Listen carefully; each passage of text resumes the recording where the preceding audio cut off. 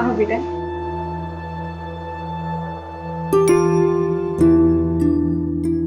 अगले मंगलवार को मैं दिव्या को ले आऊंगी।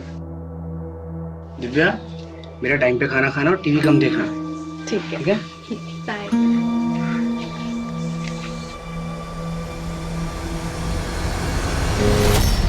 अम्मी, मैं एक दिन और रुक जाऊं प्लीज। बेटा, तुम्हारी मम्मी हम दोनों की पिटाई करेंगी। बोला था उन्होंने कि मंगलवार को दिव्या को वापस लाना है। मंगलवार मतलब मंगलवार।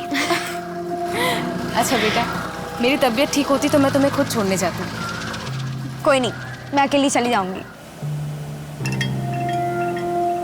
चलो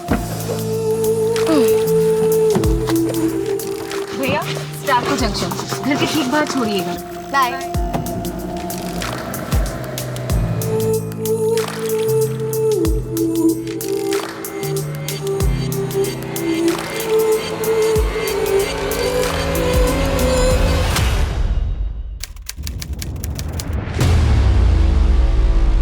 झूठ बोल रही है फरजाना। वो मेरी दिव्या को अकेला छोड़ ही नहीं सकती। उसने मेरी दिव्या को कहीं छिपा के रखा है। शांत हो जाइए, पहले मुझे सब कुछ ठीक से बताइए क्या हुआ। साहब, मैं बोलता हूँ आपको। हमारी बेटी है दिव्या, वो फरजाना के घर पे गई थी और आज वापस लौटने वाली थी, पर अभी तक पहुंची नहीं है साहब। क्या उम्र होगी उसकी? मेरी बेटी सिर्फ 13 साल की। ये फरजाना क्या लगती है आपकी? आप इतने सवाल क्यों पूछ रहे हैं? उस फरजाना को उठाइए और जेल में डाल दीजिए, तब बताएगी कि उसने मेरी बेटी दिव्या को कहाँ छिपा के रखा है। देखिए मैडम, हम ऐसे ही किसी को उठाकर जेल में नहीं डाल सकते। हमें अपने तरीके से काम करने दीजिए। आपकी बेटी दिव्या फरजाना के घर क्यों गई थी? सर, मेरी तबीयत ठीक नहीं थी, इसलिए मैं दिव्या को छोड़ने नहीं गई थी। ये प्रणय और सुनीता झूठ बोल रहे हैं। उन्होंने ही मेरी दिव्या को गायब किया। लेकिन क्यों? ये सवाल मुझे और मेरी टीम को हर वक्त परेशान कर रहा था। इस केस को सुलझाना उतना आसान नहीं था जितना दिख रहा था। इस केस ने हमारे सोचने समझने के तरीके को ही बदल दिया। इस केस की शुरुआत से ही हमारे जहन में एक सवाल था कि आखिर उस दिन हुआ क्या था। कौन सच की चादर ओढ़ के हमसे झूठ बोल रहा था। यह हमारे सबसे मुश्किल केसेस में से एक था। सच को साबित करना तो दूर की बात थी, सच को समझने के लिए भी हमारे पास एक भी सबूत नहीं था।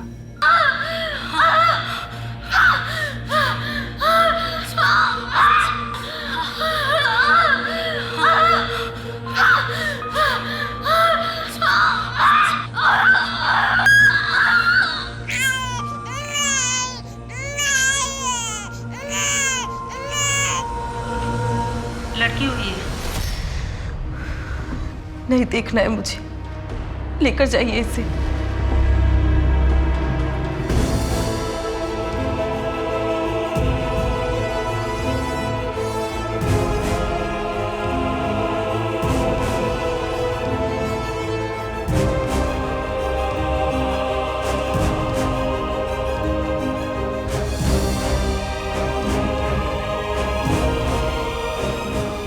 टाइम और माँ बाप का नाम?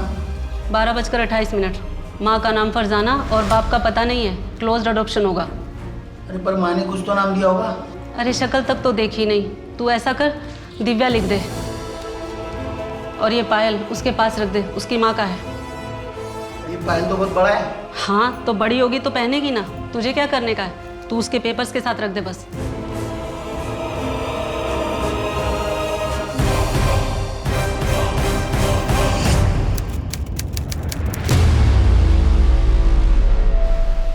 देखो बेटा, अच्छा बर्ताव करना। अगर उन लोगों को तुम पसंद आ गई तो तुम्हें एक अच्छा परिवार मिल जाएगा। पसंद आऊंगी तब ना। अरे क्यों नहीं पसंद आओगी? इतनी अच्छी तो हो तुम। अगर मैं अच्छी होती तो मेरे मम्मी पापा मुझे यहाँ क्यों भेजते? देखो दिव्या, ऐसी बात नहीं है, उनकी भी कोई मजबूरी होगी ना। हाँ, मजबूरी होगी।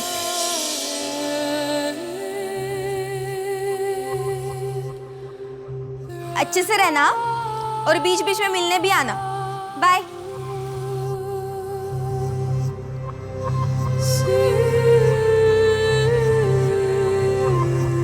भैया कुछ खाने को दो ना। नहीं, पैसे नहीं चाहिए, भूख लगी है, खाने के लिए कुछ दो ना। आगे जाओ। दीदी कुछ दो ना खाने के लिए।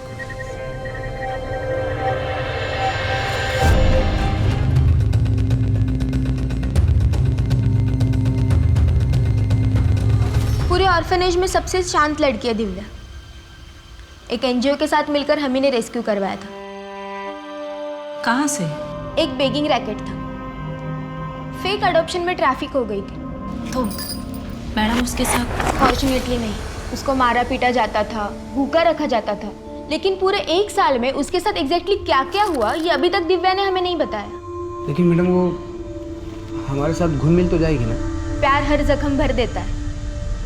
अगर आप दिव्या का अडॉप्ट करते हो तो आपको कुछ काउंसलिंग सेशंस के लिए हमारे पास आना होगा। हमने रूल्स थोड़े से स्ट्रिक्ट कर दिए हैं, तो हमारे यहाँ से आपके घर रेगुलर विजिट्स होंगे।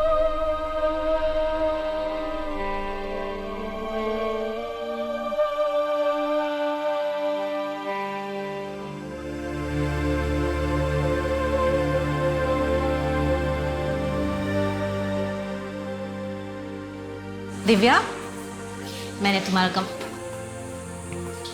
क्या हुआ? अच्छा बैग मुझे बेटा देखो मैं तुम्हारे लिए क्या लाया हूँ। कलर पेपर, ये स्केच पेन और ये पेंसिल बॉक्स तुम्हारे लिए। रख लो। अरे रख लो बेटा तुम्हारे। दिव्या,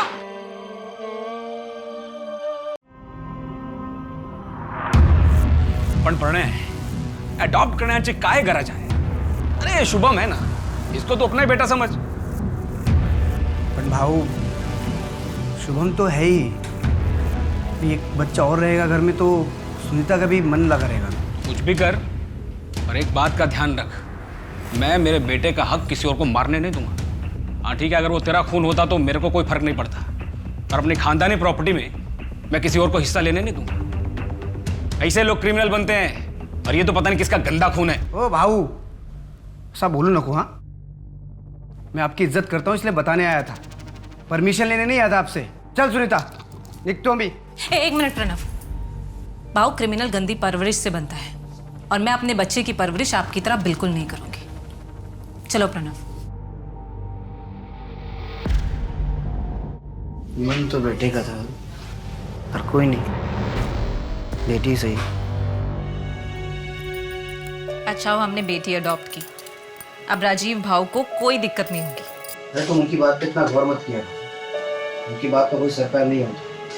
इसलिए बताओ दीदी तुम्हारे साथ कुछ फ्री हुई? अभी तो नहीं, थोड़ा वक्त तो लगेगा ना उसे। दीदी के अच्छे से स्कूल में एडमिशन करवा दो, अपनी उम्र के बच्चों के साथ मिलेगी तो जल्दी खुलेगी। अच्छा प्रणय, उसका एडमिशन इंग्लिश मीडियम स्कूल में करवा दे, जहाँ पे वो पाटिल भाई है ना, उनकी बेटी जाती है खुशी, वहां पर। हाँ ठीक है, करवा देंगे। काय सगळे सांग मला, काय सगळे? पिछले 8 महीने से कंपनी में एक भी डील नहीं हुई, फोकट की पगार ले रहा है तू। भाऊ गाली मत दीजिए, मैं कोशिश तो कर रहा हूँ ना। कोशिश कर रहा है बरोबर, पर अपने लिए कोशिश कर रहा है तू। कंपनी के नाम पर जो डील आती है तू अपने नाम पे लेता है। तेरे नाम तो FIR करना चाहिए मुझे। हाँ वो मेरा अलग से काम है, मेरे अपने कॉन्ट्रैक्ट्स हैं। मैंने तेरे को इधर बैठाया, नौकरी पे रखा, तेरे को ट्रेनिंग दी, अभी मेरे को गणित सिखा रहा है तू। भाऊ ढप बस, अभी अपना सामान पैक करो, निकल इधर से।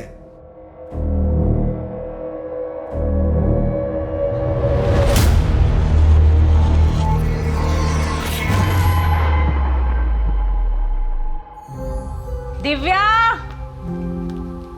बेटा आ जाओ, खाना लग गया है। हाँ 10 मिनट के लास्ट समय कंप्लीट कर लेती हूँ। दिव्या ये लो, ये तुम्हारे लिए नया बैग है और इसमें बैग, थैंक यू। आपको पता है स्कूल में क्या हुआ? रश्मि ने ना मेरा बेटा इसको अंदर ले जाके रखो, आराम से बैठ के बात करो, है ना? ठीक है, जा।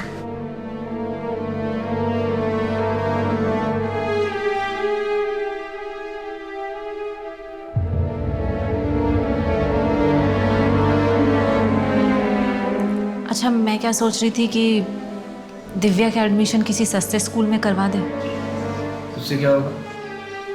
एडमिशन की फीस भी कम होगी और खर्चा भी कम होगा। ये बात तो दिव्या को अडॉप्ट करने से पहले सोचनी चाहिए थी सुनीता। मुझे क्या पता था कि बाद में हालात इतने खराब हो जाएंगे। कोई जरूरत नहीं स्कूल चेंज करने का, मैं कोशिश कर रहा हूँ, कुछ ना कुछ हो जाएगा। और ये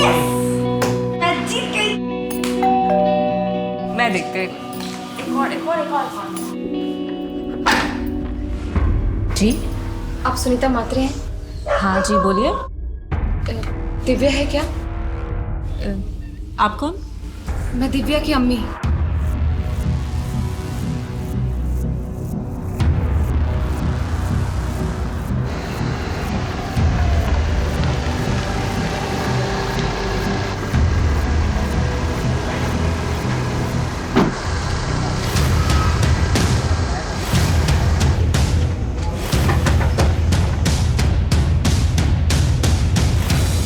हाँ सर, मेरे को सिर्फ इतना याद है, इस लड़की को जिधर छोड़ा था उधर कोई तो था जिसने दरवाज़ा खोला था। आदमी था या औरत? सर आदमी था या औरत ये तो पता नहीं, लेकिन मैडम ने जहाँ बोला मैंने छोड़ दिया था। अगर कैब वाले ने दिव्या को प्रणय और सुनीता के घर के बाहर ड्रॉप किया था तो फिर दिव्या घर क्यों नहीं पहुंची? कहीं ऐसा तो नहीं है कि दोनों झूठ बोल रहे हैं?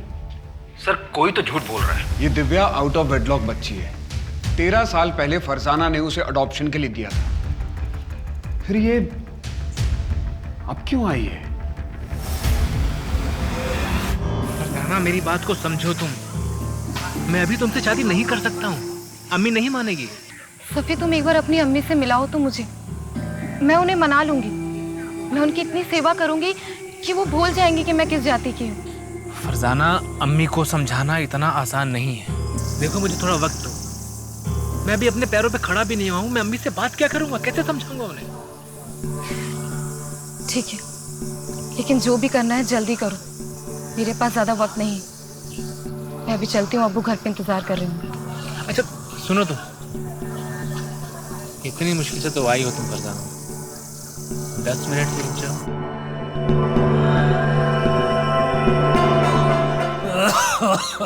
अब्बा मैं आपके लिए दवाइयाँ ले आई हूँ। चलिए। मुर्तजा फिर से आया था। वो बिना दहेज निकाह करने को तैयार है। उसकी बस एक ही शर्त है कि निकाह के बाद नकाब पहनना होगा। अब्बा वो होता कौन है शर्त रखने वाला? मुझे निकाह नहीं करना। अब दवाई पीजिए। बहुत डर लग रहा है, पुलिस आएगी तो बाल की खाल निकालेगी। कहीं घबराहट में मुंह से कुछ निकल गया तो क्या करूं? निकल जाऊं क्या? ठीक है।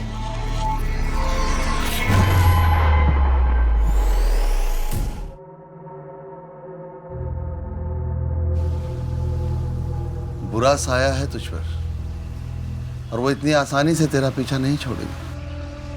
बुरा साया?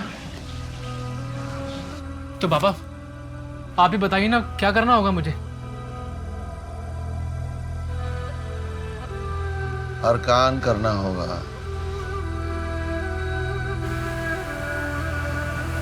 35 दिनों तक इसका सेवन कर, तेरी सारी बलाएं फना हो जाएंगी। हमारी कैब वाले से बात हुई, उसका कहना है कि उसने दिव्या को आपके घर के बाहर ही छोड़ा था। हो ही नहीं सकता, मैं तो सारा दिन घर पे थी, दिव्या का इंतजार कर रही थी। आप दोनों को किसी पर शक है? नहीं, हमें किसी पर शक नहीं है। और दिव्या को गायब करके किसी को क्या मिलेगा? सर मैं बोल रही हूँ, फरजाना ही है, उसने ही मेरी बेटी दिव्या को कहीं छिपा के रखा है। अगर फरजाना ने ऐसा किया भी होता तो वो खुद क्यों नहीं गायब हो गई? ताकि साहब उस पर किसी को शक ना हो। और देखिए ना, हो भी वैसा ही रहा। आपको उस पर नहीं, हम पे शक हो रहा है। साहब हम झूठ क्यों बोलेंगे? वो तो हम पता कर लेंगे कौन और क्यों झूठ बोल रहा है।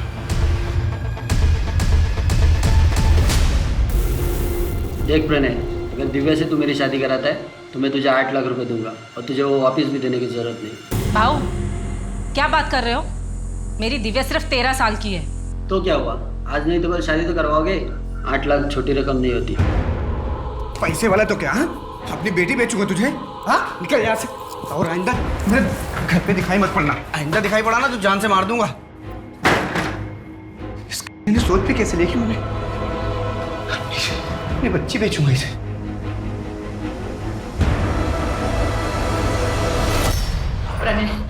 प्रणय मुझे मेरी दिव्या चाहिए। हम ऐसा करते हैं, हम फरजाना के घर जाते हैं, उससे बैठकर बात करते हैं, जो भी प्रॉब्लम है ना उसको सुलझाते हैं, लेकिन मुझे मेरी दिव्या चाहिए। दिव्या चाहिए मुझे मेरी।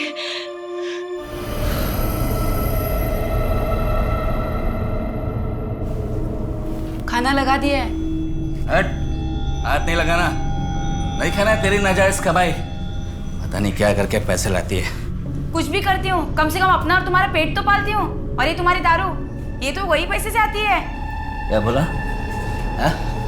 ज़बान चलाती है। सुनीता, पड़ोसी बोले फरजाना कल रात में निकल के बैग लेके। क्या? तो अब क्या करेंगे? पर कैसे? उस पर नजर क्यों नहीं रखी गई थी? सॉरी सर, वो हमसे। नीलेश, ये बहुत बड़ा ब्लंडर है। फरजाना हमारी सस्पेक्ट थी और वो हमारे नाक के नीचे से गायब हो गई। ये हमारी लापरवाही का नतीजा है। सर, मैंने फरजाना के लिए लुकआउट नोटिस जारी कर दिया है। वो जल्दी हमारी गिरफ्त में। और एक बात है सर, ये प्रणय का बड़ा भाई राजीव, वो इस एडॉप्शन से खुश नहीं था। तो क्या राजीव दिव्या को गायब करवा सकता है? हो सकता है सर, या ये भी हो सकता है कि दिव्या के साथ अब तक बहुत कुछ कर दिया गया।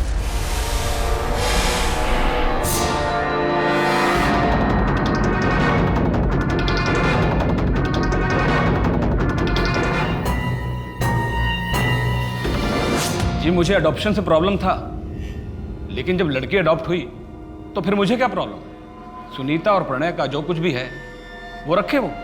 अब उनके पास पहले कुछ नहीं है तो वो जाने।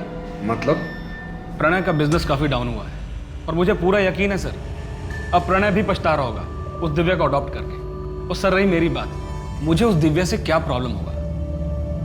मेरे बेटे को हमारी जायदाद में से उसका हक मिल जाएगा और मुझे क्या चाहिए? 19 नवंबर को तुम कहाँ थे? मैं मेरे घर पे ही था, मेरा बेटा भी था। अब चाहे तो हमारे पड़ोसियों से पूछ सकते हैं, किसी ने तो देखा ही होगा। क्या तुम्हें लगता है कि प्रणय कुछ कर सकता है? सर, प्रणय मेरा छोटा भाई है, मुझे नहीं लगता कि वो दिव्या के साथ ऐसा कुछ भी करेगा। लेकिन हाँ, वो जो उसकी माँ है ना, वो ज़रूर कुछ कर सकती है। तुम्हें इस बात से कोई प्रॉब्लम नहीं थी कि दिव्या की माँ दूसरे धर्म की थी? नहीं सर, मुझे क्या लेना देना, अभी तो सुनीता और प्रणय ही जाने।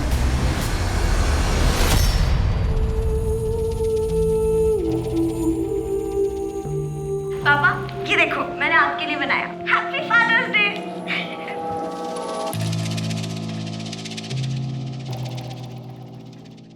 कैलाश भाऊ, पैसों की जरूरत थी, थोड़ा कैश मिल सकता है क्या?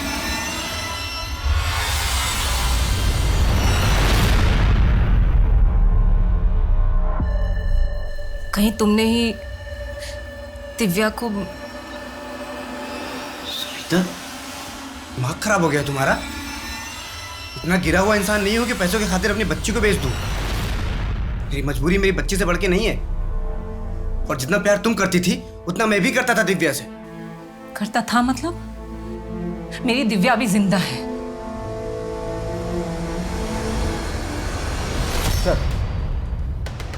सर, प्रणय और सुनीता को दिव्या के लिए रिश्ता है।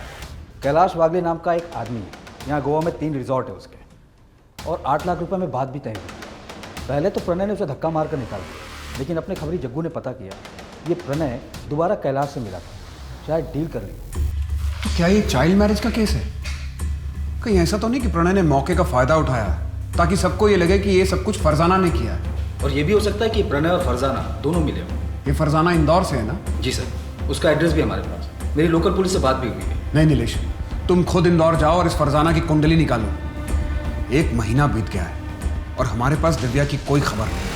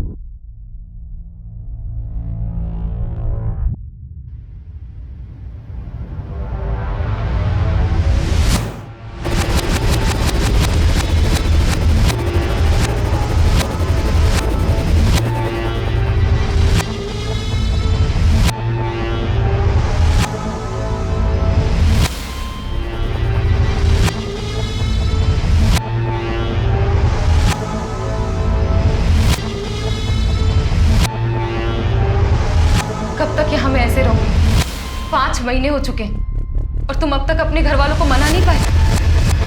फरजाना, मैं कोशिश कर रहा हूँ। झूठ बोल रहे हो तुम सभी। सच सच बताओ, तुम मुझसे निकाह करोगे भी या नहीं? करूँगा फरजाना, पर सही वक्त आने पर। और वो सही वक्त कब आएगा? मैं 5 महीने की प्रेग्नेंट हूँ। तुम्हारे घर वालों को मेरे बारे में भनक भी है और अब तो मैं अबॉर्शन भी नहीं करवा सकती।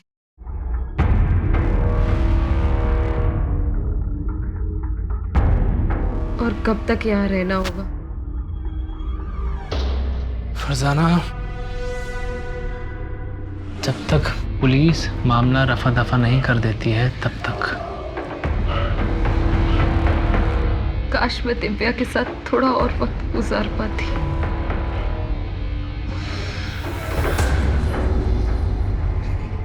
सर, फरजाना ने यहाँ गोवा के मृणाल नर्सिंग होम में दिव्या को जन्म दिया और उसी दिन अडॉप्शन के लिए भी दे दिया। जब फरजाना को बच्ची चाहिए ही नहीं थी तो फिर वो वापस आई क्यों? सर, ये तो फरजाना से ही पता चलेगा। अगर वो हमें मिली तो एक बार वापस सबसे बात करते हैं, शायद हमसे कुछ छूट रहा हो।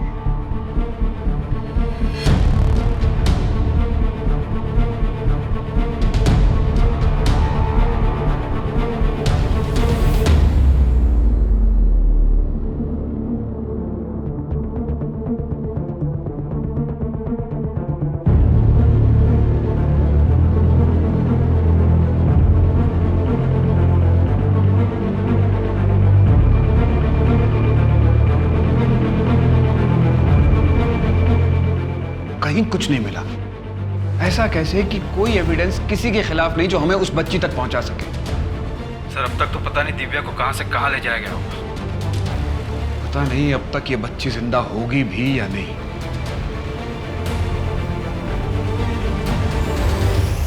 6 साल बीत गए लेकिन दिव्या का कहीं पता नहीं चला।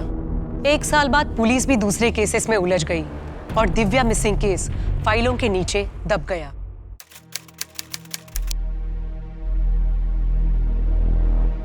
तुम अभी तक तैयार नहीं हुए? ये भगवान, ये नाश्ता करो। तुम्हारा रोज का नाटक है, ट्यूशन के लिए भी लेट हो जाते हो। मुझे कोई बात नहीं, मैं ड्रॉप कर दूंगा। हाँ, तुम्हारे इसी लाड प्यार ने ना इसको बिगाड़ के रख दिया। दूध भी पियो। मेरा राजकुमार है ये। तू खा बेटा, आराम से खा। डैडी तुझे ड्रॉप करेंगे यार। दूध भी पियो। आज की सबसे बड़ी खबर, सुप्रीम कोर्ट का फैसला। अब बेटियां भी होंगी अपने पिता की संपत्ति में बराबर की हकदार। इंडिया की हिस्ट्री में एक लैंडमार्क जजमेंट। अब बेटियां भी होंगी अपने पिता की संपत्ति में बराबर की हकदार। मैं मेरे बेटे का हक किसी और को मारने नहीं दूंगा। हाँ ठीक है, अगर वो तेरा खून होता तो मेरे को कोई फर्क नहीं पड़ता। अच्छा हो हमने बेटी अडॉप्ट की, अब राजीव भाव को कोई दिक्कत नहीं होगी।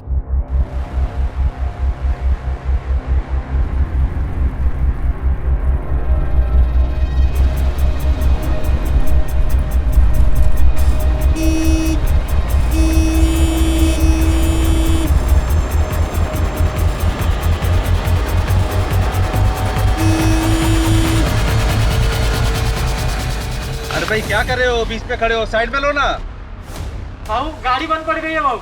अरे गाड़ी खराब हो गई है तो साइड में लो ना, बीच में कहाँ खड़े हो? मेरी बात सुनो ना भाऊ, बात सुनो ना।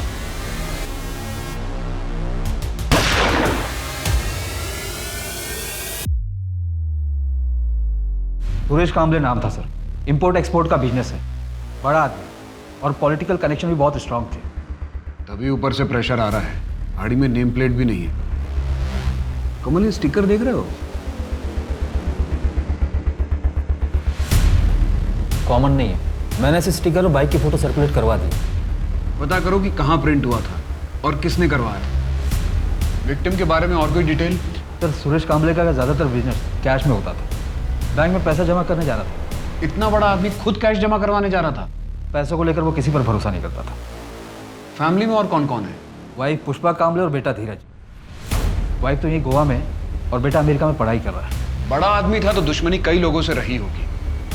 कमल, कहीं ऐसा तो नहीं कि ये रॉबरी हमें गुमराह करने के लिए हो, जबकि असली मोटिव सुरेश को रास्ते से हटाना ही हो? सर, वो एंगल भी हम खंगाल रहे हैं, लेकिन मॉडस ऑपरेंडी जगत सिंह जैसी है। जगत कौन? मुंबई वाला?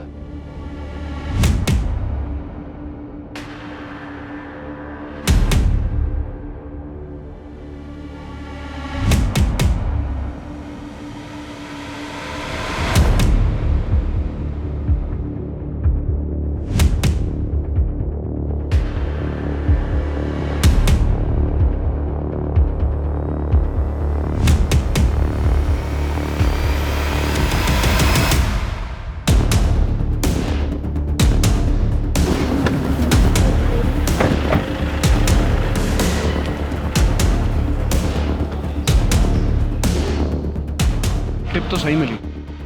जग्गू को फोन कर। हाँ जग्गू, स्कूटर तो मिल गई है। वो दोनों कहाँ पर हैं? आप रेस्टोरेंट में आ जाओ, यहाँ दोनों चिल मार रहे हैं।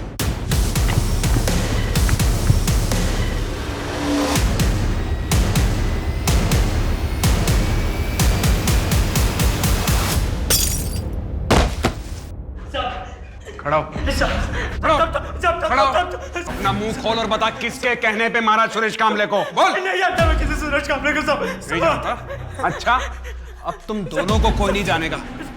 कमल, इन दोनों की ऐसी हालत करो कि इन दोनों को कोई पहचान न सके। मैं बताता है साहब, मैं बोले मुझे मत मारो साहब, मैं बोलता है साहब। गुआ के बंदे नहीं दी थी सुपारी। कौन? कहाँ मिलेगा?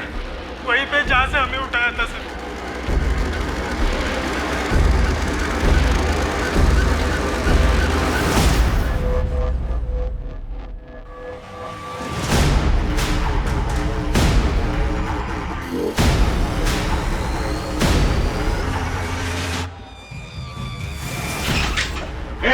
खड़ा हो।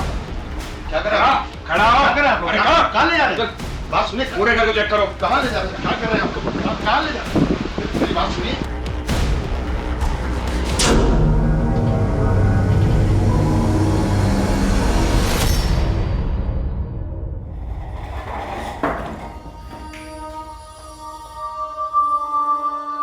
क्यों सुपारी दी थी सुरेश कामले की?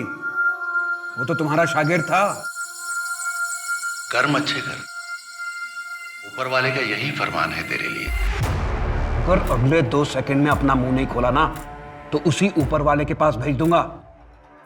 तेरा ये गुस्सा ही तेरा सबसे बड़ा दुश्मन है और यही एक दिन तुझे जानने मिलेगा। बता, इतना कैश कहां से आया तेरे पास? बहुत सारे शागिर्द हैं मेरे, खुशी से भेंट चढ़ाते रहते हैं। सर ये चमत्कारी बाबा तो बहुत पहुंची हुई चीज है। रहता तो एक छोटी सी झोपड़ी में, पर यहाँ गोवा से लेकर इंदौर तक बड़ी बड़ी बिल्डिंगों में इन्वेस्टमेंट है इसका, और सब कैश में। एक काम करो, एक लिस्ट निकालो कि इस बाबा ने कहाँ कहाँ इन्वेस्ट किया है। सर मैंने ऑलरेडी निकाला। ये देखिए सर, ज्यादातर हॉस्पिटल्स और नर्सिंग होम में इन्वेस्टमेंट किया है। कहीं ऐसा तो नहीं कि इस बाबा और सुरेश कामले के बीच में पार्टनरशिप हो? क्योंकि इसके अलावा तो और कोई मोटिव नजर नहीं आ रहा। सर ऐसा तो अब तक कुछ सामने नहीं आया, पर बाबा को जिस अड्डे से अरेस्ट किया गया था वहाँ पे जो पैसे मिले थे वो सीरियल नंबर से, मतलब साफ है ये सारे पैसे किसी एक ही आदमी ने दिए। कहीं ऐसा तो नहीं कि बाबा को किसी और ने सुपारी दी और बाबा ने आगे सुपारी दे दी?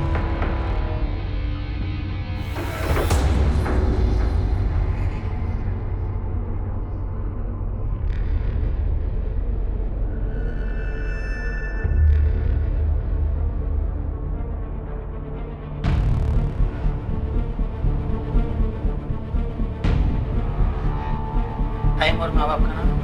3:24। माँ का नाम पारुल शर्मा, बाप का पता नहीं।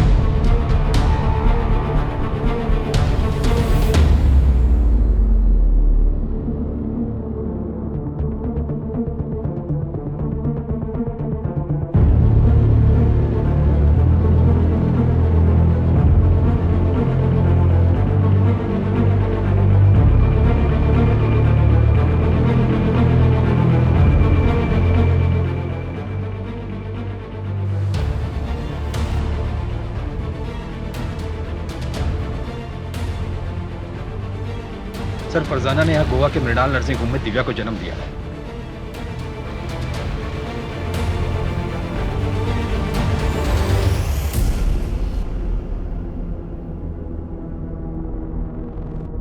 इसे जानते हो? इसे जानते हो?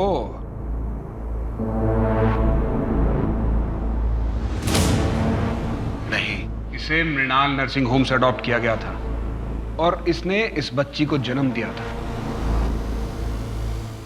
इसका नाम दिव्या है, 6 साल से गायब है। क्या जानते हो इनके बारे में? शांति शांति शांति। खड़ा कर इसको, अब भी ठोकूंगा, अभी ठोक देता हूं। मुंह खोलेगा कि ठोक दूं तुझे?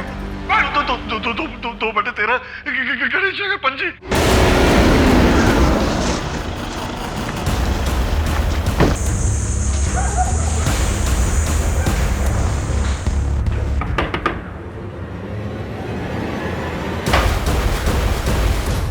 खत्म हुआ चूहे बिल्ली का खेल। बहुत साल घुमाया तुमने।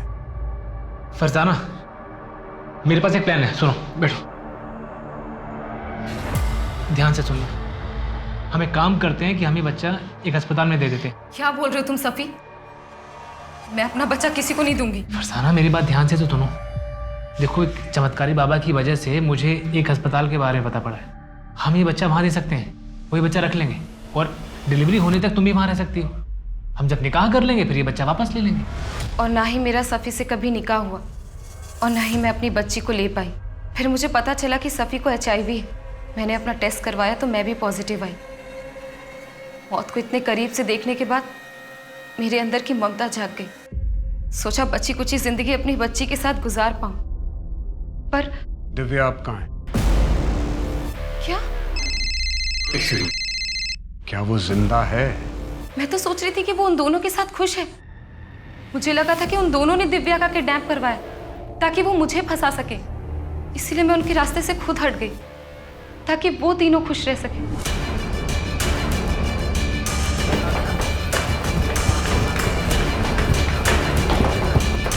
पूरे नर्सिंग होम को सर्च करो। अगर और फोर्स की जरूरत है तो और फोर्स मंगा लो। मुझे इस नर्सिंग होम का पूरा कच्चा चिट्ठा चाहिए। यहाँ कौन काम करता था, करता है, यहाँ पर किस किस की ईंट लगी है, सब। जी सर, लेकिन सर हम किस बेस पर इन्वेस्टिगेशन कर रहे हैं? इस नर्सिंग होम में कुछ तो है नीलेश। ये सिर्फ एक कोइंसिडेंस नहीं हो सकता। सर, ये देखिए सारी फाइल में क्या क्या है।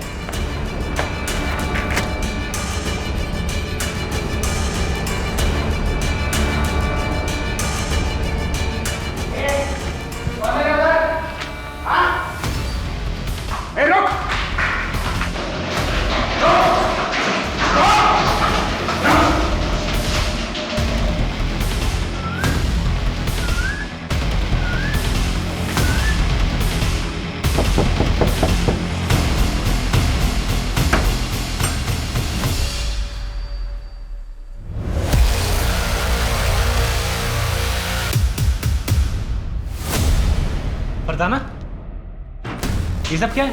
पहले तू बता, बिल्ली की खाल में गीदड़, तेरा असली चेहरा क्या है?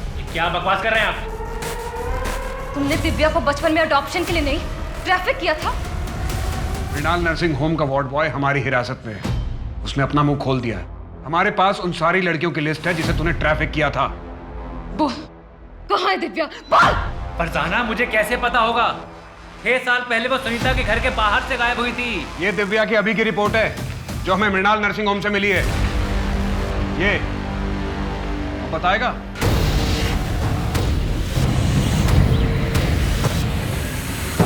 कौन हो आप?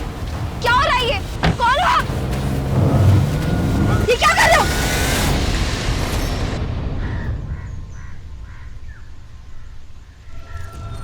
मैडम, एकदम कौला माल है। लॉटरी लग जाएगी आप लोगों की। महीने का 10,000। आप एक बार लड़की को देख तो लीजिए पहले। रोज देखते हैं। 10,000 रुपए के ऊपर 1 रुपया नहीं मिलेगा। ठीक है, लेकिन अगर बच्चा हुआ तो उसके पैसे मैं अलग लूंगा। ठीक है, मैं पैसे लेकर आती।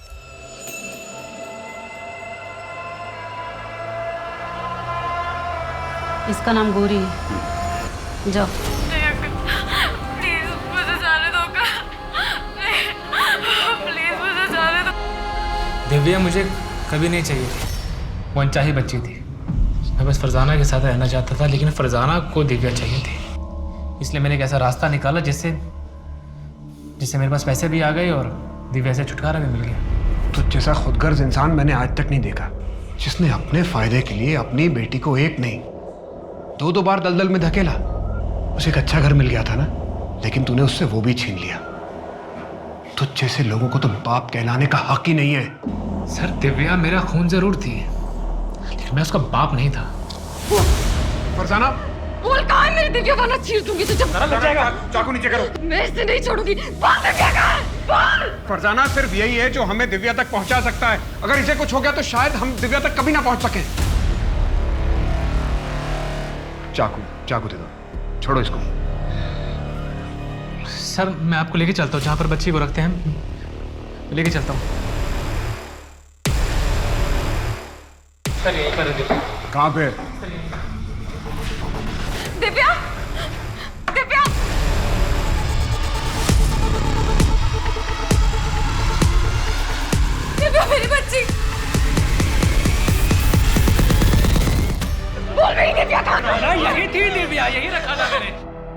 सर मैं सच कह रहा हूँ।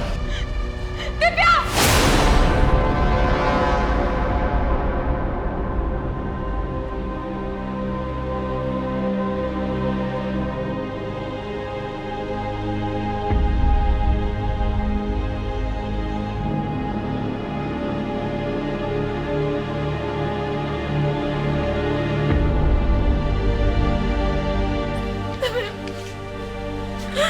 मेरी बच्ची। मुझे तुम लोगों से अब कोई लेना देना नहीं है। लेकिन बेटा मैंने कुछ नहीं किया है, मैं कुछ भी नहीं जानती थी।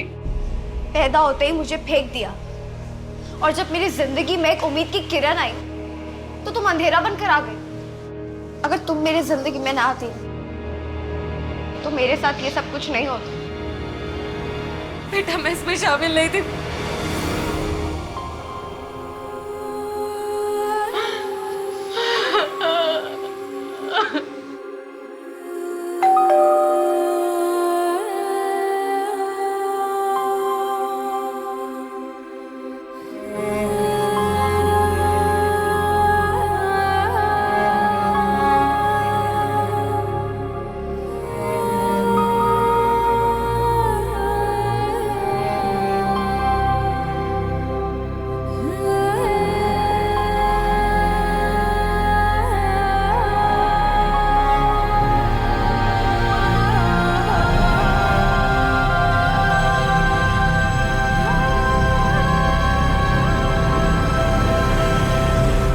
सर मृणाल नर्सिंग होम को सील कर दिया गया।